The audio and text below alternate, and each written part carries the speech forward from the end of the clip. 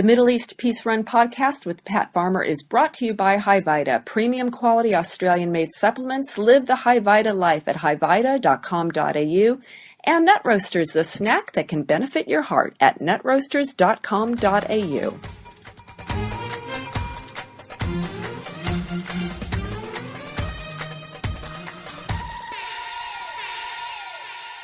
Mahaba, and welcome to episode 3 of the Middle East Peace Run podcast with Pat Farmer. I'm your host, Susan Padgett, and I'm excited to tell you about what it was like being on the road with Pat for the first day of his amazing run throughout the Middle East. We're in Beirut, Lebanon, and today Pat clocked in 57 kilometers running from the mountain village of Cedars of the Lord down to the coast, to the little village of Cheka. It was a really awesome day. And one thing I noticed as an observer on the run, just watching the crew do their different kind of roles, from Katie Walsh looking after Pat with the his nutrition and his what would we call it, his the physical work that goes into it, just her looking after him, to his daughter Brooke manning the phones and also looking after her dad and looking after the needs of all the crew, to watching the film crew do what they need to do, to our awesome drivers that were so fantastic. It was their first time working on an ultra run, and just to watch everybody kind of just iron out the kinks. It's our first day, so by in a day or two they'll be a well-oiled machine. But I thought today's podcast might be fun to give you a few snapshots from the road and what it was like to watch. So the first person that we're going to talk to is Lex Bartlam. He is the Australian ambassador for Lebanon, and he actually came to the very start of the race, and that's quite an honor. And I guess that's what happens when you hang out with Pat Farmer as a former member of Parliament. Pat has really interesting friends and colleagues around the world, so you're able to really connect with people who have such a unique perspective of a region like Lex. So we're going to do a little chat with Lex, and then we're going to sit inside the vehicle and talk to the film crew, talk to Paul Brennan, who is the producer and director of the documentary that's being filmed on Pat, and just to get an idea of what it's like to film him, the certain challenges that go on in there. And then I thought it would be great to talk to Brooke Farmer, who is Pat's daughter, who's just doing an absolutely phenomenal job as the media and comms manager for this epic run. So anyways, without any further ado, let us start out by talking to Lex Bartlam, the Australian ambassador for Lebanon. Well, we're just about to start the run with Pat Farmer. We're sitting in Cedars. I think we're at the Alpine Lodge here, and I'm sitting with the Australian ambassador to Lebanon, Lex Bartlett, and of course Pat. We're just looking at the map right now. I guess the first thing I want to ask you, Lex, is what do you think of Pat doing this run? What is it? What's your reaction to it? Well, I must say at first I thought, well, what got into his mind to choose Lebanon to run through? It's a beautiful country, and of course I love it. I've been here for some years, and it's got strong connections with Australia, and clearly that's a lot of what's behind what Pat's decided to do here. I think it'll be an amazing thing for the Lebanese community in Australia, because they remain very, very attached to their homeland. And, they worry every day what's going on in this country. It's up and down, the political history and the things that go on. But we're in a period now of reasonable stability in most of the country. Of course, what's happening in Syria next door has a major impact on Lebanon, and more than 1 million Syrian refugees that are in Lebanon is a great concern. But Pat's starting his run today in the village of Bishare, which has got a lot of significance to Australia, because it's traditionally been a centre of a source of migration to Australia. So a lot of the villages he's going to run through between here and Cheka, I know, have strong connections with Australia. Okay. And once he gets down to Cheka on the coast, as I was saying to Pat a little while ago, there's another significance here that goes back beyond the major periods of migration to Australia, back to World War I, when Australian soldiers were here and also they were here in World War II. 1941, we had 18,000 Australian soldiers were in Lebanon. And what Pat will see that's of significance still is the old railway line from Beirut up to Batroun was built by the Australian troops. And unfortunately, the railways no longer run in Lebanon. But Pat will see some historic sites along there which have got very strong connections to Australia. Even just coming here right now, this lodge where we're staying at is owned, I think, by an Australian. We met Australians just at the start. It's right. pretty overwhelming. Yeah. Do you think that Pat? What can Pat do about peace by running? How do you think how does his message transcend? His footsteps? Well, I think it's a good question. I think. Everybody has the same hopes and same dreams for Lebanon, because it is a wonderful country. It's got such history, way back to the Phoenicians, to the Ottomans. It's got things here that most of the world doesn't know what Lebanon has got. The history here, the temples of Byblos, for example, are better than anything you'll see in Rome. It's just amazing. And I think Pat doing this and producing a documentary that will be seen in Australia of this part of the country and the country as he runs through it, I think will just show the beauty of Lebanon and hopefully bring people back to Lebanon. The Lebanese in Australia come in their tens of thousands every year for holidays. They have family and strong connections here, but it is a great place, and I'm sure we'd all like to see more people come to Lebanon to support Lebanon and its stability and its future. And Pat doing his run today is, I think, going to go a long way to showing people that it's not all bad news. There's a lot of good things about Lebanon as well. Did you want to say something, Pat? Well, that's exactly the purpose that I'm doing this. It's really about trying to show people in Australia that Lebanon is a beautiful place, full of beautiful people, and that we shouldn't be stereotyping the area or stereotyping the people that are in Australia from Lebanon. And it's about highlighting the positives and highlighting that sense of humanity that we all have, regardless of what our borders are, which country we come from, what language we speak, what religion we follow, or what gender we are. It's all about us all just knowing and understanding that we're all in this together. And I think the mere fact that I'm here and that I do all these journeys on foot shows that the world is not that big a place after all, and that we need to be able to get on. And that's what peace is all about in the first place. Having said that also, I cover these enormous distances as I have done, whether they be from one end of the globe through to the other or across countries. And I do that on foot by simply taking one step at a time. So a lot of cynical people have said, well, what difference can one person make? But we already made a difference to the 30 people that were up on top of the hill there at Cedar. When we spoke to them, their faces lit up, their hands came out in a sign of friendship, and we talked about the need for peace, and they agreed, and they're supportive of it. So it's a matter of being able to break down those stereotypes and being able to get to as many people as we possibly can, whether it be through the media, whether it be through online media, or whether it be face to face, and show them that we're all in this together, and we all need to work towards successful outcomes together so that we all do have a future together. You know what I think is going to be one of the most challenging things about this run? Everywhere you kind of stop, you're going to have to sit down and have some coffee. It's going to be hard to get the distance done. It's like right there. It's going to be a long day just for the coffee. I've already had 4 cups of coffee and I haven't even started yet, and I don't drink coffee. Oh my goodness. Oh my goodness. Okay, Yalla. Yalla means let's go. Let's go. Time to go. Okay, Let's go. Yalla.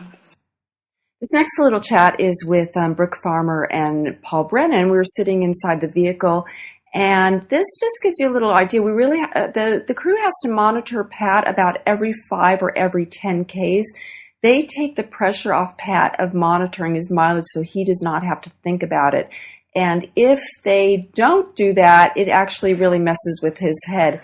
So, and then at the same time, the film crew also has to plan how to get ahead of Pat and how to do their timing in that way. So it's kind of a little bit of a cat and mouse game. So I thought it'd be cool to have a little chat with them inside the vehicle as we were waiting for Pat to come around. And here is what happened.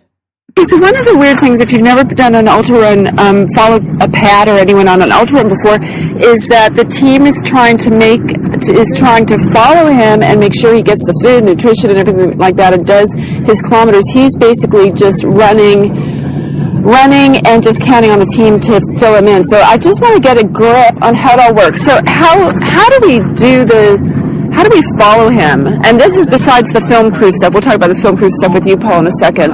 But just from the food and his mileage and stuff. So Dad typically every 5Ks will stop and go ahead, obviously. So at 5Ks he'll get something to eat, something light, maybe a banana or a muesli bar, and a drink as well. So that's every 5Ks. Usually sometimes he'll push it to 10 if he's feeling good. But that's a way for him in his head to count where he's up to. So if we fall short of that or go further than that, it's very frustrating for him because he can't count accurately. Because that's what just happened. We get it closer. You were saying, oh, he's going to get cranky. Yeah. So we were at about 3, and the guys wanted to get some shots, which is obviously crucial. But it can get a bit frustrating for Dad if he's thinks he's at 5 and really he's only at 3, because then it just stuffs with his head in terms of running for the day. Yeah. And Paul, you're producing and directing his documentary. Tell me, can you explain how you cover this kind of thing? Just explain to someone who's never really filmed a runner doing a long day. How do you do it? Great difficulty. Thanks, Katie. Yeah. It's true. But it's true, yeah. Let me just add one more thing. We only have one vehicle today, so we have Katie and Brooke doing crew support, and then we have our film crew, which is Paul, Ming, and Jamie doing their filming, and usually that's 2 separate vehicles, right, Paul? That's how it usually goes? Yeah, I think my main caveat to all of this is telling the story. So it is a long run. Every day we go through a similar challenges. Because you have to go ahead or backwards or something, because you're trying to get him coming forward or whatever. So, we're always looking at the scenery.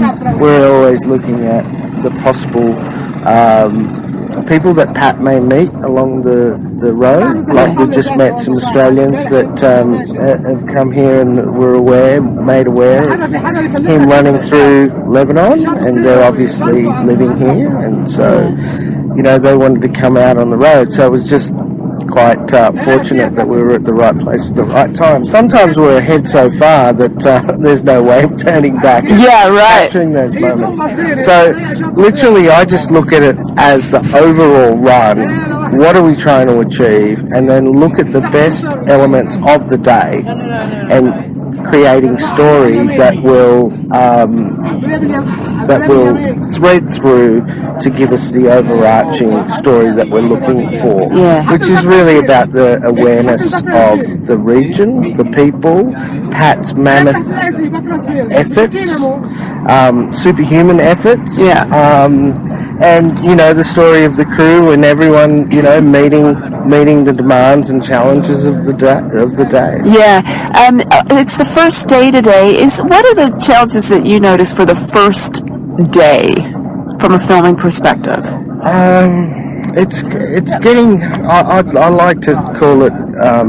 It's getting used to filming at this speed and at this level of. Child 5. And we're at the 5K part. Do we need to stop or do something right now? Yeah, we're going to stop and we're going to get out now. All right. We're going to get ready. All right, we'll talk more later. Great. And the last little snapshot from the road is with Brooke Farmer, who is handling media and communications for the event. And she and I were kind of waiting for her dad to just come, just to direct him. We were at kind of a weird little corner and just wanted to make sure that he made the right turn. So we were just standing on a little corner in a village and waiting for Pat to come along and having a little chat then. And then something kind of fun happened. Listen in. Okay, well, right now I'm with Brooke Farmer, who's kind of the boss of this whole situation. We're at Avenue Samir Farid Gia, just kind of a little intersection, a little town. Just, I think are we still in Cedars? I think we're in Bashar, or we've just gone past Bashar, I think. Okay, and so just kind of set the scene. It took us forever to even start the race today because a whole group of people came. And then we had to go into a little lodge to have a little chat with the Australian ambassador. Yeah. Then we had to have coffee. And then more coffee. And then tell us about the lady from Australia. Yeah, so this wonderful lady, her name is Gloria. She lives here in Lebanon. She brought out her 3 children, 2 young boys and 1 gorgeous little girl, Sarita, who's probably about a year old. So she brought the 3 of the kids out to come and meet Pat on the road this morning, and she was so thankful. She was so grateful that, you know, Dad's doing something like this in a country like Lebanon, so far away from home. And how did she find out that Pat was even running? So her sister is based in Sydney, apparently. So she heard about the run from her sister, and her sister said, "You've got to go see Pat." And of course, Gloria jumped online, went onto our Facebook page, which is Pat Farmer, ultramarathon runner, had a look at that, read a bit about him, and said, "Yep, this is awesome. I really want to support this." So she came out today and had so much enthusiasm, which is fantastic for Dad. She dressed starting the kids. off. She dressed the kids like in little She Aussie did. flag shirts. She and they did. Were so, and we've already met a few people that have Australia connections and have lived in Australia. Definitely. And so it's like he brings a little bit of Aussie, you know, just a little bit of for anyone that's a little homesick, a little bit of Yeah, Australia. exactly. All of these events, wherever we go, there's always the Aussies are obviously always the most supportive and most enthusiastic. But we've had so much support in Lebanon so far. It's day 1, and we've already had a great number of people come out on the road. Brooke, so let's just back up a little bit. I first met you when your dad was running around Australia to Yeah. celebrate, you know, Centenary Federation. So Yeah. that was 2000. Was that? That was 2000, yeah. Okay. So I would have been Well, you 5 or 6 at the time. at the most. Yeah. Because I had to babysit you and Dylan, your little brother, your younger brother Dylan. Yeah. While your dad was doing some function after a long day of running. So you've literally grown up. Yeah, 19 now. You're 19, going on 30. Yep. And this is your, and then you've been. So yeah, I've been on most of the runs with Dad. Of course, the biggest one was 2011 to start of 2012 when he ran from the North Pole to the South Pole. So Dylan and I went over and visited Dad in the school holidays. Of course, we couldn't get time off school, so I went over and visited him, which was amazing. Right around Australia, as you said, Vietnam run in 2012. So many others over the years. So I feel like I really know how to handle events like this, and it's great to be a part of the official crew this time around. Yeah, you get paid this time. I know, which is fantastic. It's pretty amazing. I mean, also your job's pretty complex too. Not only Yeah. you know your dad, so you know his needs. You have to straddle working with government officials and all the media and all the crew stuff. I mean, it's really quite incredible. Hello, Mahaba. Hi, how are you going? Hello. Oh, English. Yeah, Australian. Yes. Australia. Australia. Yeah. We have a friend who's I'm running. Lebanon, but I don't know who. Anyway, take me on the sea. We don't know. My wife. Hello. Hi. Yeah, hello. Yeah. What a beautiful country. We're very happy to be How here. many days here? I don't know. 3 days. 3 days. Yeah. Our friend is running across Lebanon, so we're just waiting for him to come down the hill. He's running. Thank you so Yeah. much. Yeah. Want anything? I'm from Baltic. You visit Baltic Castle? I don't know. Madagascar. I don't know. Yeah, I don't know. Do you want my phone number by my wife? Yes, sweet. It's okay. From Lebanon. Oh, so we can meet you later? Yeah, sure. Okay.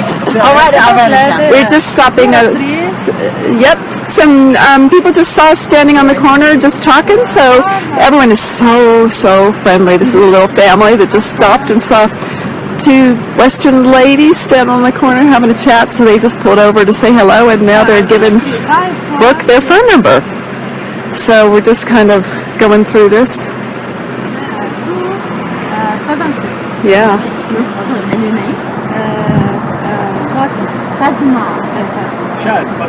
If you want, Brooke. And Sue.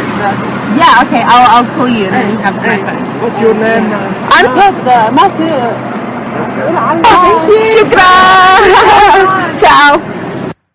So that was quite random, just a family driving along, seeing us standing and just coming and talking to us and wanting our phone numbers. And you know what the really great thing is?